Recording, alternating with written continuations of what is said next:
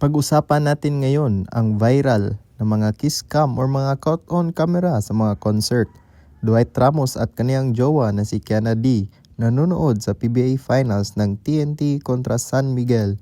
Pag-usapan muna natin ang kontrobersyal na couple na nahuli sa concert ng Coldplay. Ang sweet-sweet pa naman nila at ang happy nilang tingnan.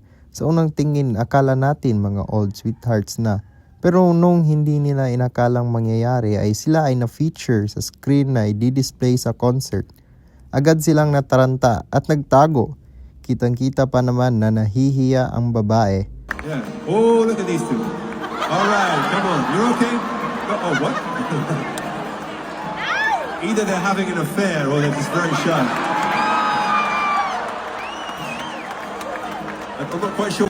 Parang tinatago lang pala nila ang kanilang relasyon Nang nag-viral ito ng pinost ng isang TikTok user at nagkaroon pa ng 84.1 million views ngayon. Grabe, hindi na talaga sila makakatakas dyan. Iba't iba ang mga reaksyon ng mga tao, syempre. Pero sa isang jumbotron ng feedies ay makikita nating ginaya ng kanilang mga mascot ang nangyari sa concert.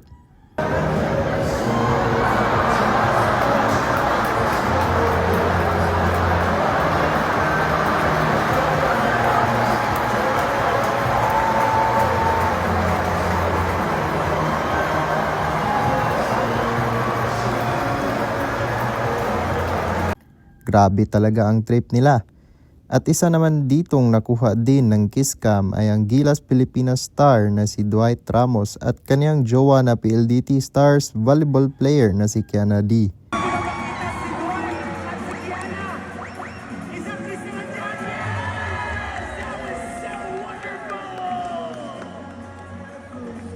Ang cute-cute talaga nila Na-interview plus sila ng One Sports PH at may kulitan pa. Napahayag din dito ni Saint Dwight na lalaro talaga siya dito sa PBA at one point ng kanyang career.